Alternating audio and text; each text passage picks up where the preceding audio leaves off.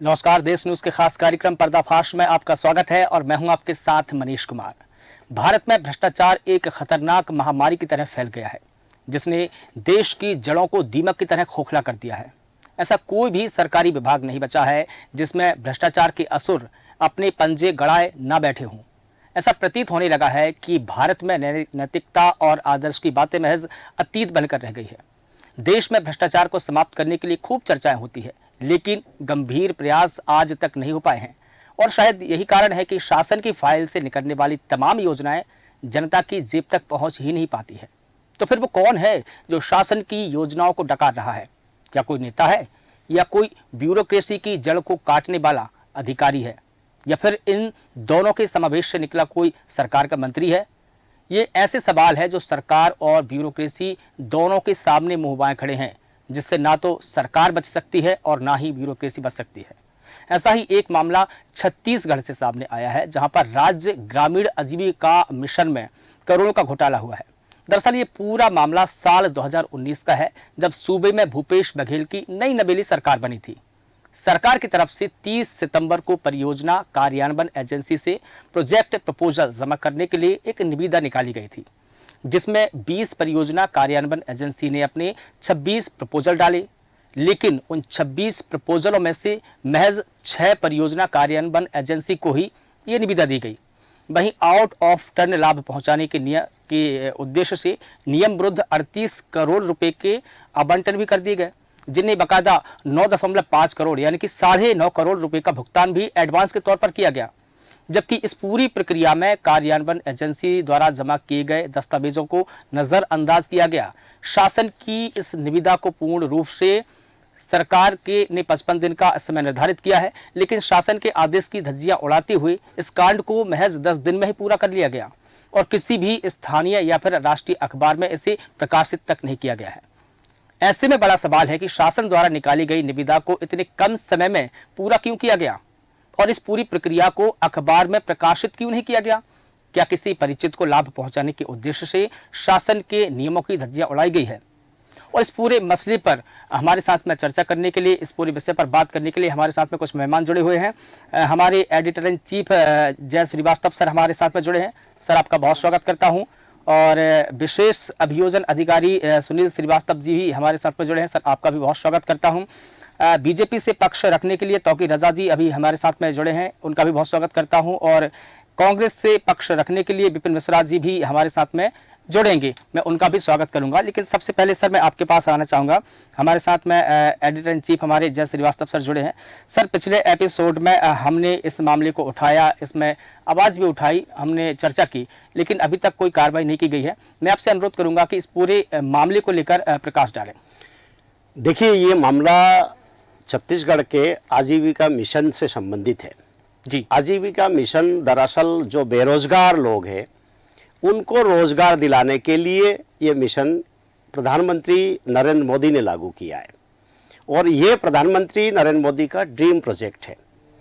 लेकिन इस प्रोजेक्ट पर एक सुनियोजित तरीके से एक षड्यंत्र किया गया और षड्यंत्र करके पूरी राशि को हड़प ली गई और जो अधिकारी है वो आंखें मूंद कर केवल देखते रहे।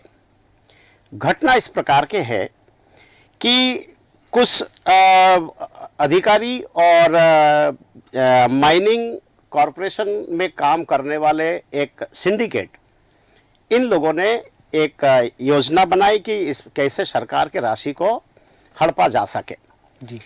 आजीविका मिशन के जब प्रोजेक्ट देना था जी, एक्चुअल इसके जब जांच किया जाएगा तो बहुत कुछ सामने आएगा कि इसके मंशा क्या था जी। ये टोटल जमीन से जुड़ी हुई मामला है। जमीन का मतलब है जमीन के लेन देन से मामला है, उधारी का मामला है, जिसको निपटाने के लिए इस प्रोजेक्ट को आधार बनाया गया जी। इस प्रोजेक्ट को देने के लिए एक अंडरग्राउंड एक मीटिंग हुई। उस मीटिंग में यह तय किया गया कि किसको क्या दिया जाएगा और इसका लाभ कहां से किस प्रकार से कौन लेगा। ताबड़तोड़ 6 कंपनियों को तैयार किया गया जिसका नाम है आर्फा सेल्स उसके बाद Kisan minerals, Satya venture, Sushila mining, लालेग्र, मार्कसेव, ये सारे एक ही परिवार या रिश्तेदारों को मिला के इन कंपनियों को तैयार किया गया। तैयार करने में जो सीए इसमें शामिल रहे जी, वो एक ही सीए है सारे कंपनियों को तैयार करने में जी, और ताबड़तोड़ तैयारी इसीलिए करनी पड़ी क्योंकि इस प्रोजेक्ट को लेने के लिए जो अनुभव की जरूरत पड़ती है वो अनुभव इनको नहीं था, क्योंकि ये जो कंपनियां है इनके पास अनुभव काय का है। ये एक बिलासपुर में इनका ऑटो सेल्स का इनका बिजनेस है। दूसरा यही है कि ये माइनिंग में बहुत बड़े पैमाने पे काम करते हैं। माइनिंग के भी बहुत सारी शिकायतें हैं, बहुत सारे इसमें घोटाले हैं, वो आगे जाके हम लोग इसको उजागर करेंगे। लेकिन इस प्रोजेक्ट को लेने के लिए जो अनुभव चाहिए था, उसको अनुभव के लिए जो पेपर्स तैयार होना था वो पेपर को जाली बना के प्रस्तुत किया गया। और जो अधिकारी बैठे थे उस समय एमडी अभिजीत सिंह जो आईएएस ऑफिसर थे, और इनके ऊपर भी कुछ लोग थे जिनके प्रेशर में अभिजीत सिंह ने ये काम किया, इस काम को अंजाम दिया। इसका मतलब ये है कि इस काम को अंजाम देने के लिए सुनियोजित तरीके से जाली दस्तावेज तैयार किया गया। उसके बाद किसी ने भी उसको वेरिफिकेशन नहीं किया और सीधे 38 करोड़ रुपए के जो प्रोजेक्ट है उसको इनको दे दिए गए। बिल्कुल। इसके बाद मैं माननीय जो प्रवक्तागण है उनको भी मैं बताना चाहूँगा, मैं ब्रीफ इसीलिए कर रहा हूँ ताकि उनके भी नॉलेज में रहे। ये पांचों कंपनी को जो 9.5 करोड़ रुपया मिले एडवांस के बतर, जो कि ये भी लीगल नहीं है, पूरे इंडिया में इस प्रकार का जो है कहीं पर भी कोई घटनाक्रम देखने को नहीं मिला इस प्रोजेक्ट के अंतर्गत कि इतने बड़े पैमाने पे इनको पेमेंट दे दिए गए। देने के बाद इनने क्या किया कि ये सारे कंपनियों ने परचेस ऑर्डर तैयार किया और 2 कंपनियों को ऑर्डर दे दिए गए। उस 2 कंपनी में उसके जो जीएसटी नंबर है वो भी फर्जी है।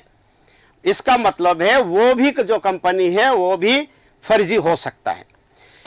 उन कंपनियों को जब ये प्रोजेक्ट के राशि भी ट्रांसफर करने के बाद, खेल देखिए कि राशि वहां पर ट्रांसफर होने के बाद संपूर्ण राशि को एक ही व्यक्ति के अकाउंट में, जिसमें जो इसमें शामिल है, जो इसका मुखिया है, उनके पत्नी के नाम से वो ट्रांसफर किया जाता है और बाकायदा जो है उस राशि का खुद ही उपयोग में लाते हैं, या उसका ऐसे सूचना मिली है कि उसके एफडी करके उनके पत्नी के नाम पे उस राशि को कर दिया गया।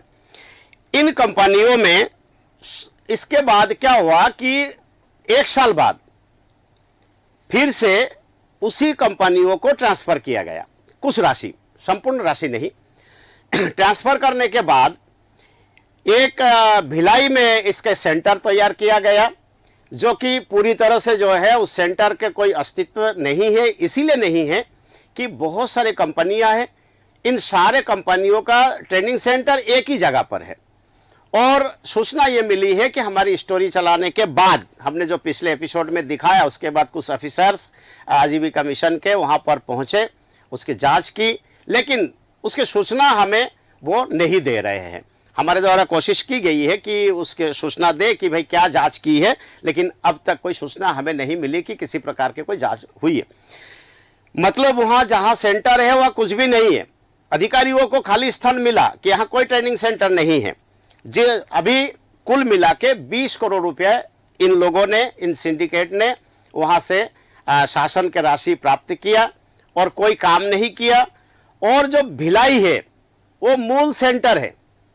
मूल सेंटर का मतलब है कि ट्रेनिंग सेंटर नहीं है, जो पैसा घुमाने का जो मामला है उसका सेंटर बना है भिलाई जी। तो इन लोगों ने क्या किया, सबसे पहले अपने कंपनियों में सरकारी राशि डाल दी। उसके बाद परचेस ऑर्डर के नाम पे 2 कंपनी जो कि इन्हीं के परिवार के मेंबर्स के हैं, और उस राशि को निकाल के खुद की पत्नी के अकाउंट में डाल देते हैं। उसके बाद रिवर्स फिर से उस कंपनी में कुछ राशि डालते हैं और भिलाई में उस सेंटर के नाम से कुछ राशि देके वहां से खेल शुरू होता है। जी बिल्कुल। ये पूरे प्रकरण में कई लोग शामिल है, एक दो लोग नहीं। वो संपूर्ण दस्तावेजों के साथ जब वर्तमान एमडी पद्मिनी सिंह से बात की गई तो उनका कहना पड़ा कि हम लोग जांच करेंगे, लेकिन अब तक कोई जांच नहीं की। जी। तो घटना कुल मिला के केवल भ्रष्टाचार का नहीं है, मनी लॉन्ड्रिंग का भी है। जी बिल्कुल। जी मनीष जी। जी बिल्कुल सर, जिस प्रकार से आपने इस पूरे प्रकरण पर प्रकाश डाला है, आपने पूरा ब्रीफिंग किया है किस प्रकार से ये पूरा चक्र चला और कितने कैसे कैसे इसमें पैसे का ट्रांसफ़र किया गया। लेकिन मैं सुनील श्रीवास्तव जी, आप भी हमारे साथ में जुड़े हैं, आपसे यही जानना चाहूँगा कि आपने भी भ्रष्टाचार से संबंधित कई प्रकरण देखे हैं, कई लोगों को तो आपने जेल तक पहुँचाया है। लेकिन जिस प्रकार से ये जो प्रकरण सामने आया है, जब सरकार द्वारा जो निर्धारित समय सीमा है, जो निविदा निकाली गई है 55 दिन की निकाली गई थी कि 55 दिन में इस पूरे प्रकरण को देखना है, लेकिन 10 दिन के अंदर ही इस पूरे मैटर को सुलझा दिया। सर क्या कहेंगे आप? देखिए, इस बारे में मेरा ये कहना है कि जब भी कोई इस तरह की प्रक्रिया शुरू होती है, जी, शासन की कोई वर्क ऑर्डर प्लेस होता है जी, तो उसमें एक निविदा जारी होती है जी, और वो निविदा जारी करने की एक समय सीमा होती है कि इस समय सीमा के अंदर आप जो लोग इंटरेस्टेड हों नाम को फुलफिल करते हैं वो निविदा उसके अंदर डाल दें। जी। तो जो निविदा आ चुकी होती हैं वो सीलबंद बक्से में डाली जाती हैं और एक कमेटी होती है, उस कमेटी द्वारा मेरिट के आधार पर उनको खोला जाता है और जो मिनिमम होती है उनके रेट के अनुसार उनको क्या हमसे वर्क ऑर्डर प्लेस किया जाता है। जी। और ये जब तक इंतजार किया जाता है, जब तक जैसे मान लीजिए 55 दिन का समय दिया है या जो भी दिया हो, तो उस लिमिट तक हमको उसका इंतजार करना है और उस समय सीमा के अंदर हमको काम करके देना है। जी बिल्कुल। अब सवाल ये हुआ कि इतने बड़े वर्क ऑर्डर को यदि 10 दिन के अंदर या किसी भी कार्रवाई को लिमिट से पहले कर दिया गया, तो कहीं ना कहीं ये देखा जाता है कि इसके अंदर कोई बंदरबाट हो रही है या कोई काम नहीं हो रहा है या कोई काम करवाना चाहता है या फर्जी तरीके से कोई भुगतान करना चाहता है। तो ये अपने आप में एक खुली आंखों से ऐसा पाया जाता है कि ये कुछ ऐसा हो रहा है जो कि नहीं होना चाहिए। तो मेरा इसमें ऐसा सोचना है कि इसकी जो जांच है, जो अवैध रूप से भुगतान हुआ है, इसकी जांच को ईडी द्वारा करवाया जाना चाहिए, जिससे पूरा पर्दाफाश हो, दूध का दूध हो, पानी का पानी हो।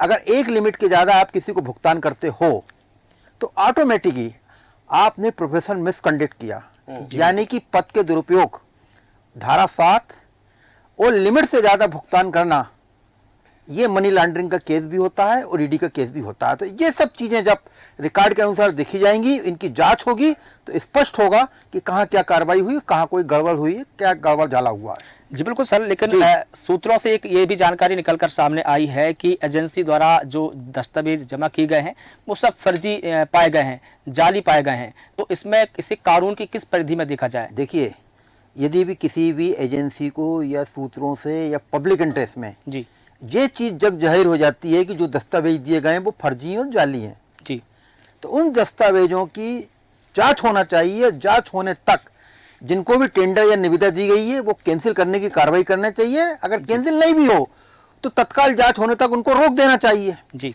यदि ऐसा प्रतीत हो गया कि ये फर्जी है, इसके बाद भी भुगतान हो रहा है, तो ये माना जाएगा कहीं ना कहीं सरकार के आदमी, नेता, मिली भगत और जो सब कुछ हो रहा है वो हो रहा है। जी बिल्कुल। ठीक है सर, हमारे साथ में बीजेपी का पक्ष रखने के लिए तौकीर रजा भी जुड़े हुए हैं। सर मैं आपसे ये जानना चाहूँगा कि पिछले एपिसोड में जब हमने इस कार्यक्रम को, इस मुद्दे को उठाया था, चलाया था, उसके बावजूद भी अभी तक इसमें कोई कार्रवाई नहीं की गई। हालांकि ये भी कहा गया था कि हम इसमें कार्रवाई करेंगे, लेकिन अभी तक इसमें कार्रवाई नहीं की गई है। आप कैसे देख रहे हैं इस पूरे मामले को, तौकीर रजा जी? देखिए, इसमें भ्रष्टाचार तो हुआ है। अभी पिछले चैनल में मैंने भाई श्रीवास्तव जी थे इसमें और बहुत ही अच्छे से उन्होंने मुद्दा उठाया था, इस बारे में मैंने ऊपर दिया भी है। तो इसके लिए अभी थोड़ी सी कार्रवाई चल रही है और इसकी जो रिकॉर्डिंग है सब उपलब्ध करा दी गई है जी। और बहुत जल्दी इसके ऊपर कार्रवाई ली जाएगी, सरकार पर कार्रवाई करेगी। पिछली सरकार का बड़ा घोटाला है, पिछली सरकार के टाइम का कांग्रेस का, और कांग्रेस के लोग इसमें लिप्त रहे हैं। और इसके साथ ही साथ ये राष्ट्रीय मिशन है, उसके अंतर्गत किया गया प्रधानमंत्री के जो द्वीप स्वप्न है उस पर घोटाला किया गया। ये बहुत ही गलत हुआ है और इसके ऊपर कार्रवाई होना चाहिए। मैंने कहा भी था पिछले चैनल में, अभी भी कह रहा हूँ, कठोर से कठोर कार्रवाई जो है हम करेंगे। हमारा जो ध्येय है सुशासन करने का, भ्रष्टाचार मुक्त करने का, जो हमारे माननीय विश्वदेव जी का जो स्वप्न है, वो यही स्वप्न है कि भ्रष्टाचार मुक्त जो है छत्तीसगढ़ रहेगा। और उसके साथ साथ जो भी कुशासन रूप में जो कांग्रेस की सरकार में जितने घपले घोटाले, अभी बहुत सारे एक्चुअली बड़े बड़े घोटाले में निकलते चले जा रहे हैं। आपने भी अभी कंटिन्यू देखी है, आपके चैनलों के माध्यम से ये सब पता चल रहा है।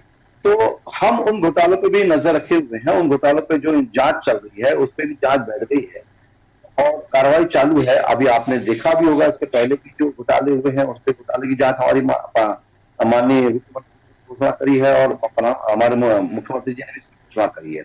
तो जितने बड़े बड़े घोटाले हैं वो घोटाले अभी निकलते चले आ रहे हैं। साथ ही साथ ये भी किया है, ये भी अभी आपके सामने कुछ दिनों के अंदर इसके ऊपर भी कार्रवाई चालू होगी, उसकी जांच जरूर जांच होकर इसके ऊपर एक्शन होगा और जो भी अधिकारी और कंपनी के लोग हैं उनको जेलों में भेजा जाएगा अगर इनमें संलिप्त पाए जाते हैं। जी बिल्कुल ठीक है। विपिन मिश्रा जी, आपके पास मैं आना चाहूंगा, क्योंकि आपकी सरकार के समय का ये पूरा प्रकरण है। उसी समय जब आपकी नई नवेली सरकार बनी थी और उसी समय ये करोड़ों का घोटाला हुआ, तो आप इस पूरे मामले को लेकर क्या कहेंगे? देखिए, मैं आपके चैनल के माध्यम से बताना चाहूंगा जी कि आजीविका मिशन में जो भ्रष्टाचार हुआ जी, कहीं ना कहीं इससे जो एक आम जनता है, जो हमारे टैक्सेस के पैसे हैं, उसका भी कहीं ना कहीं मनी लॉन्ड्रिंग किया गया है, बंदरबाट हुई है। और जो उस समय के एमडी थे अभिजीत कुमार जी, अभिजीत सिंह, इसको तो सीबीआई को सौंप देना चाहिए, ईडी को सौंप देना चाहिए। और जो जो अधिकारी कर्मचारी उस समय के मंत्री जो भी इस भ्रष्टाचार पे संलिप्त थे जी, उनके खिलाफ। जी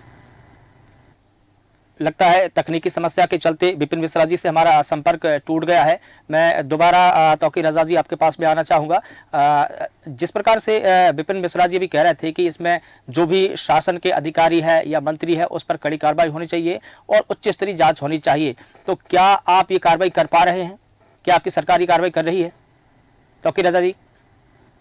नहीं, बिल्कुल, मैंने पहले भी कहा था, अभी कार्रवाई के लिए हमने बोल दिया है। आपके चैनल का जो वीडियो हम लोगों ने डिबेट में दिखाया था, आपने इसके माध्यम से आपसे संपर्क कर इसके लिए किया जाएगा। साथ ही साथ मैं एक चैनल के आप लोगों से ये बोलना चाहूंगा कि अगर आपके पास इसकी कॉपी हो, फोटो कॉपी हो, जो भी इन्होंने घटना की, अगर वो भी हमारे पास उपलब्ध हो जाए तो हमको त्वरित कार्रवाई करने में आसानी होगी। मैं निवेदन करूंगा आपसे, क्योंकि इस तरह से जो भ्रष्टाचारी है उनके खिलाफ कठोर कार्रवाई होना चाहिए। चाहे कोई भी हो, व्यक्ति बचना नहीं चाहिए। किसी भी प्रकार का भ्रष्टाचार जो है, जिसका बढ़ावा हमारी सरकार कहीं से भी देने नहीं जा रही, नहीं देगी। जी बिल्कुल ठीक है। हमारे साथ में हमारे एडिटर इन चीफ जय श्रीवास्तव सर भी जुड़े हैं। सर, जैसा कि आपने दोनों के बयान को देखा, कांग्रेस के जो प्रवक्ता जुड़े थे विपिन मिश्रा जी, उनके बयान को भी आपने सुना और तौकीर रजा जी भी कह रहे हैं कि हमारी सरकार बिल्कुल जीरो टॉलरेंस की नीति पर काम कर रही है और सुशासन की नीति पर काम कर रही है और भ्रष्टाचार को तो हम बिल्कुल नहीं सहेंगे, कार्रवाई करेंगे। सर देखिए, ये जो आजीविका मिशन का जो घोटाला है, तौकीर राजा जी के मैं बहुत तारीफ करना चाहूँगा कि पिछले एपिसोड में भी इन्होंने हमें आश्वासन दिया था और निश्चित रूप से मुझे यकीन है कि ये कार्रवाई ज़रूर होगी।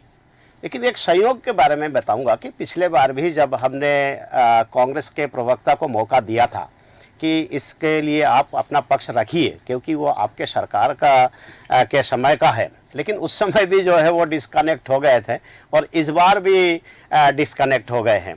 तो हो सकता है ये संयोग हो, लेकिन एक चीज़ उल्लेख करना चाहूँगा कि इस बार मैंने प्रोमो को गुप्त रखा, गेस्टों को गुप्त रखा था, क्योंकि गेस्टों का नाम जब एक्सपोज हो जाता है तो पिछले बार भी मेरे ऊपर बहुत सारा दबाव था, बहुत टेलीफोन्स थे, तो इस बार मैंने पैनल का नाम गुप्त रखा, क्योंकि पिछले बार कुछ हमें ऐसा लग रहा था कि कांग्रेस के प्रवक्ता की ज़रूरत ही नहीं है। एक सज्जन ऐसे, जो बहुत सारे दर्शकों ने मेरे को बताया कि वो जो सज्जन थे उन तक भी जो है शायद प्रेशर गया होगा। तो हम लोग दबाव में नहीं आने वाले हैं और इस प्रकरण को इतने तब तक उठाते रहेंगे जब तक जो दोषी है वो उनके सही मुकाम तक हम लोग ना पहुंचा दें।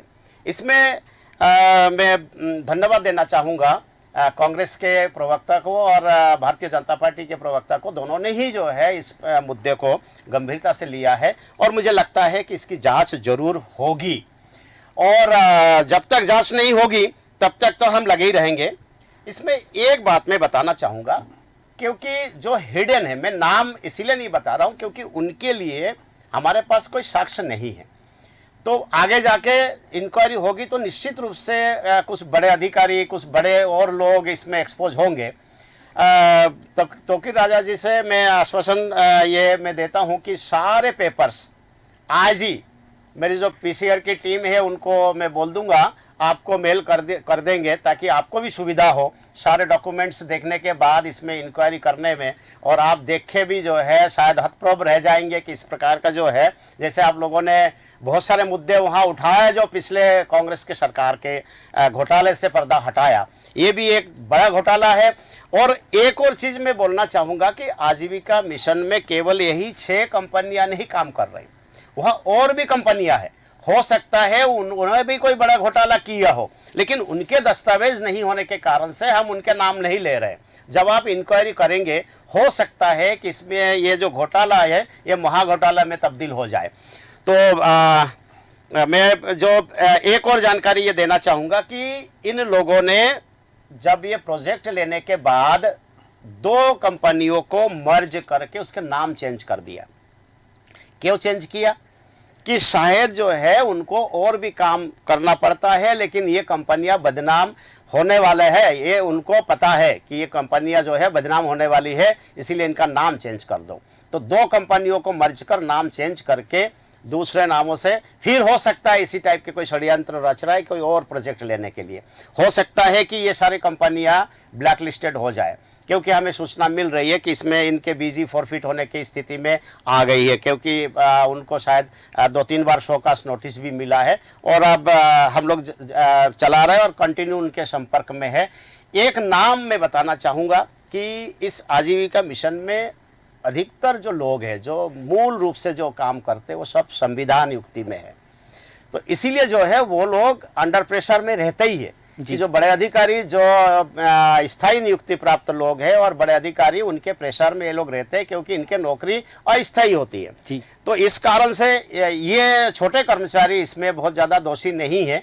और जो अभी अधिकारी लोग वहाँ पहुँचे थे जो सेंटर में, प्रशिक्षण केंद्र में, वहाँ बहुत ज़्यादा कुछ मिला नहीं है। बावजूद इसके अभी तक जांच करके इनके खिलाफ कोई कार्रवाई ना होना, और हमें बार बार जो है वहाँ मेल करना, उसके बाद उनके व्हाट्सएप में भी हम लोगों ने जानकारी दी कि आप यदि कोई कार्रवाई कर रहे हो तो हमें जानकारी दीजिए, ताकि हम फॉलोअप में उसको ले पाए। लेकिन अभी तक कोई जानकारी नहीं दी। हमें उम्मीद है भारतीय जनता पार्टी के सरकार से कि इस पर से बहुत जल्दी पर्दा उठाएंगे और जो भी इसमें दोषी हो उनको सलाखों के पीछे पहुंचाएंगे। जी मनीष जी। बिल्कुल सर, चूंकि अभी हमारी बहस में विपिन मिश्रा जी जुड़े हुए थे, उन्होंने हमारी बहस से न सिर्फ वो भागे हैं बल्कि अब तो उन्होंने फोन भी बंद कर लिया है। तो क्या ये बिल्कुल कन्फर्म समझा जाए कि चोर की दाढ़ी में तिनका है? बिल्कुल। क्या होता है, पिछले बार भी यही हुआ और इस बार भी ऐसा ही सहयोग था कि क्योंकि जो जिसके भी सरकार है उनको सामने आना चाहिए जी। और हमारा मतलब यही है कि किसी निर्दोष व्यक्ति को सलाखों के पीछे डालने की मांग नहीं कर रहे। हम जांच करिए, जांच करने के बाद यदि दोषी पाए जाते हैं लोग तो इनके खिलाफ कार्रवाई करिए। और आपको तो साहस के साथ बोलना चाहिए कि हमारे गवर्नमेंट में जो है यदि कोई भ्रष्टाचार हुआ तो निष्पक्ष जांच उसकी होनी चाहिए और दोषी को दंड दिया जाना चाहिए। इस प्रकार से मंच छोड़ के जाने से क्या होता है कि पब्लिक को आपका पक्ष जो है पब्लिक नहीं जान पाती है। तो क्योंकि आप बोल ही नहीं पाते हो, आपके ऊपर जनता जो है ये सोचती होगी कि आप भ्रष्टाचार में संलिप्त हो, आपके जो सरकार है उसमें भ्रष्टाचार में जो है बिल्कुल उन्होंने संरक्षक के रूप में काम किया। आपको बोलना चाहिए, आपका पक्ष रखना चाहिए। फिर किसी को कोई जोर जबरदस्ती नहीं किया जा सकता है। हो सकता है ये सिंडिकेट जो है बहुत बड़ा है, बहुत पावरफुल है। हो सकता है जैसे ही इनको स्क्रीन में देखे वैसे ही कोई ना कोई सूचना मिल गई होगी, इसीलिए वो बंद करके चले गए। हो सकता है उनको पद भी बचाना है। खैर आगे देखते हैं, आगे हम तो जोड़ते रहेंगे, हमें मौका तो देना ही पड़ेगा कांग्रेस को कि आप पक्ष रखिए।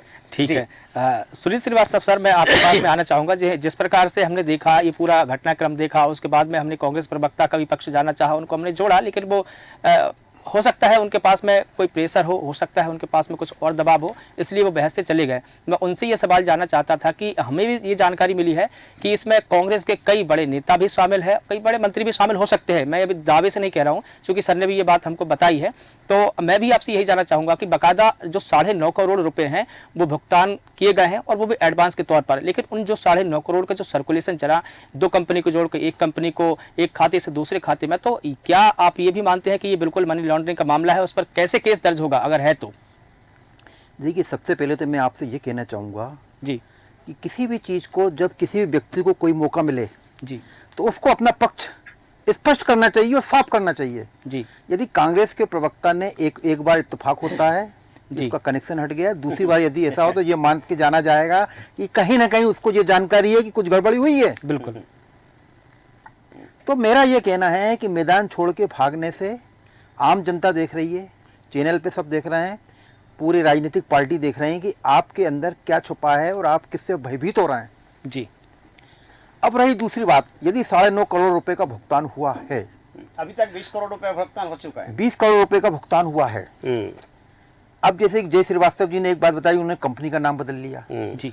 अब इस पे मैं ये कानून के हिसाब से स्पष्ट करना चाहूंगा कि जिस समय हमने निविदा ली और जो कंपनी का नाम हमने दिया था, उस कंपनी का उस कार्य के दौरान या वो काम कंप्लीट होने तक उस नाम को हम नहीं बदल सकते। बिल्कुल। क्योंकि जो जीएसटी होती है, रजिस्ट्रेशन होता है, वो उसी कंपनी के थ्रू होता है। जी बिल्कुल। हमने अपनी मर्जी से यदि किसी नाम को बदल दिया तो ये माना जाएगा कि कहीं ना कहीं हमने कोई अपराध घटित किया है या हमारी कोई अपराध की मंशा है। तो इस सब को देखते हुए कंपनी रजिस्ट्रेशन एक्ट में एजेंसी को या भुगतान की एक मद होती है कि किस मद के अंदर किसको क्या भुगतान किया जाएगा और वो कहाँ रजिस्टर्ड है। जी। यदि ये सब गड़बड़ झाड़ा हो रहा है कि रजिस्ट्रेशन कहीं कुछ और है, भुगतान किसी और कंपनी को हो रहा है, तो ये सब एक सीरियल भ्रष्टाचार है जी। जिसकी जांच मनी लॉन्ड्रिंग में निश्चित रूप से हो सकती है। ये पूरा मनी लॉन्ड्रिंग का मैटर है जिसमें सरकारी कर्मचारी, अधिकारी, कंपनी के लोग, नेता, इधर उधर के लोग जितने सब मिले हुए हैं, और ये जब विस्तृत जांच होगी तभी स्पष्ट हो पाएगा इसके अंदर क्या गड़बड़ हुई है। अब ये तो सिद्ध हो गया कि कंपनी का नाम बदला, यदि बदला तो क्यों बदला, इसका क्या जवाब है? जी ये बिल्कुल। कौन देगा? यदि जवाब हुआ तो फिर भुगतान क्यों हुआ उनको? जी। भुगतान क्यों हुआ और किस हैसियत से हुआ और किसने किया? अगर ये सब गड़बड़ी चीज हुई है कि कंपनी कोई और है और भुगतान नाम बदल किसी और को हो गया, तो वो व्यक्ति भी उतना ही दोषी है जितना कंपनी के लोग दोषी हैं। तो ये सब जो जांच है, मनी लॉन्ड्रिंग में हो, ईडी से हो, हम तो कह रहे हैं ये करप्शन का मैटर है तो सीबीआई से भी जांच हो सकती है। जी। ऐसी कोई भी एजेंसी हो जिसको मैं तौकीर रजा साहब से इस चैनल के माध्यम से कहना चाहूँगा कि वो तीनों एजेंसियों में से किसी को भी अपनी तरफ से इस तरह की बात पॉइंट आउट कर दें, तो एक जांच शुरू हो जाए। क्योंकि सरकार की, प्रधानमंत्री की, उनकी पार्टी की एक छवि जी निष्पक्ष है, तो उस निष्ठता को बनाए रखने के लिए आवश्यक है कि ये कार्रवाई को आगे बढ़ना और आम जनता देखे कि कुछ हुआ। जी बिल्कुल। अच्छा, एक सवाल आपसे है कि जी, जो जी, वर्तमान जो एमडी है जी, वो यदि कार्रवाई नहीं करती है तो उनके ऊपर भी कोई कार्रवाई हो सकती है क्या? जी बिल्कुल। देखिए, कोई भी अपराध चाहे पूर्वत हो चाहे वर्तमानवत हो, यदि उनके समझ में ये बात आ जाती है कि ऐसा पूर्वत अधिकारी द्वारा किया गया, तो उसकी जानकारी उनको वरिष्ठ अधिकारियों को देकर उसकी जांच के आदेश करवाना चाहिए और कहीं ना कहीं उनको अपना पक्ष स्पष्ट करना चाहिए कि जिस समय मैंने इसमें उनकी जगह पे आई तो ऐसी ऐसी कार्रवाई हुई थी और जिसके बारे में ये पाया गया है इसके नीचे जांच की जाए। यदि उनके द्वारा अनदेखी की जा रही है, ये छुपाया जा रहा है, तो वो भी उतनी ही दोषी हैं जितने की पूर्वत थे जिनके क्षेत्र में काम हुआ है। इसमें जो जीएसटी नंबर भी फर्जी है, तो इस पे क्या कार्रवाई होती है अगर फर्जी? देखिए, यदि जीएसटी नंबर फर्जी है तो ये तो 420 की कार्रवाई हो गई। जीएसटी की पेनाल्टी तो अलग है, पेनाल्टी तो खैर होगी, पर ये 420 का मैटर भी बन गया जी, क्योंकि आपने भारत सरकार को जीएसटी देने के लिए फर्जी नंबर का उपयोग किया, तो ये आपका सीआरपीसी की धारा 420 के तहत कमिट हो गया केस। तो आप इसके अंदर भी दोषी हैं क्योंकि आपने फर्जी चीज लिखी और कूट रचित यदि आपने कुछ किया है उसके अंदर, क्योंकि जब आपने धोखाधड़ी करी, वो बनाया तो कूट रचना करके दस्तावेजी बनाए तो 467-68 का भी उपयोग हुआ, तो इसके अंदर कम से कम आदमी को 10 से लेकर 15 साल की सजा होना निश्चित है। तौकीर राजा जी, ये जो परिवार है जिन्होंने सिंडिकेट चलाया है, ये परिवार कांग्रेसी पृष्ठभूमि है इनका। और जो अधिकारी है अभिजीत सिंह हो या जो वर्तमान में पद्मिनी जी वहाँ पर है, तो इनको हटाने की, वो भी अभिजीत जी जो है वो कांकेर के कलेक्टर है अभी। तो इस प्रकार के भ्रष्ट अधिकारी जो है हम बार बार जो दिखा रहे हैं, इसके पीछे का मंशा ये है कि कम से कम भ्रष्ट अधिकारी जो है उनके जो जिम्मेदार पद पे जो अभी भी भ्रष्टाचार कर सकते हैं उनको हटाया भी जाना चाहिए। क्या आप इस पर भी ध्यान देंगे? देखिए, ऐसा है कि भू पे जी, जैसे एक पे होता है, पेटीएम होता है, तो पे से संबंधित एप्स जो है, तो आज मैं ये बताना चाहूंगा कि भूपेश का नाम भूपे के नाम से फेमस रहा। हाँ जी। और वो भूपे के रूप में भ्रष्टाचार को इतना बढ़ावा दिया। छत्तीसगढ़ की सदन में 2 हफ्ते का सदन चल रहा है, इतने प्रश्न उनके खिलाफ भ्रष्टाचार के उठ रहे हैं कि उनकी स्थिति यह है कि उनके जो विधायक है वो जवाब नहीं दे पा रहे, मुंह छुपा रहे, बगल छुपा रहे कि हमारी सरकार में भूपेश बघेल के नेतृत्व में कितना भ्रष्टाचार हुआ। आप अंदाज लगाइए, उनके छोटे छोटे आपके भ्रष्टाचार, आपने ये मत आपके चैनल को आपके बधाई के पात्र हैं, इतने विधिवत रूप से आपने डॉक्यूमेंट्स उपलब्ध कराकर इसके डिबेट बहस कर रहे हैं। और वो हमारे पिछली बार भी कांग्रेस के प्रवक्ता भाग गए थे और अभी भी भाग भागते दे रहे। कारण क्या है? इन लोगों ने भ्रष्टाचार को इतना ज्यादा पहुंचा दिया, जो छत्तीसगढ़ को विकास की गंगा बहा था उसमें उन्होंने भ्रष्टाचार की नदियां बहा जी। तो आप अंदाज लगाइए भ्रष्टाचार का किस हद तक का। अभी एक डिस्टेंपर घोटाला निकला है जी, कि जो स्कूलों में डिस्टेंपर के टेंडर्स होते हैं, डिस्टेंपर करना था, उसमें उन्होंने इतना बड़ा भ्रष्टाचार कर दिया कि उसमें चूने में हल्का सा रंग मिलाकर पुताई पुताई कर दिया, बोलते थे हमने डिस्टेंपर पोत दिया। अभी आपका प्रश्न देख रहा था कि आपने बोला कि संविदा नियुक्ति की बात उठाई जी। देखिए, अभी एक घोटाला और उजागर हुआ है। अभी हमारी सरकार, एक्चुअली हमको इसीलिए समय लग रहा है, इतने घोटाले हैं कि हमारे उप मुख्यमंत्री और गृह मंत्री माननीय विजय शर्मा जी को यह बयान देना पड़ गया सदन में कि हमको रात भर जाग कर जो प्रश्न भ्रष्टाचार से संबंधित पूछे जा रहे हैं उसके डॉक्यूमेंट निकालना हमको रात जगना पड़ रहा है, और संबंधित विभाग के अधिकारियों को भी जगना पड़ रहा है भ्रष्टाचार के डॉक्यूमेंट निकालने में जी।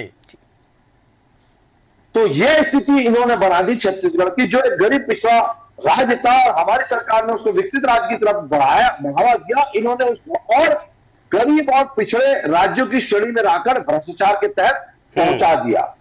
तो मैं यही कहना चाह रहा, जो अभी आप बता रहे संविदा नियुक्ति का मामला, उसमें भी जो एजेंसी के माध्यम से जो संविदा नियुक्तियां हुई हैं, इन्होंने अपने कार्यकर्ताओं को वहां ठूस दिया है।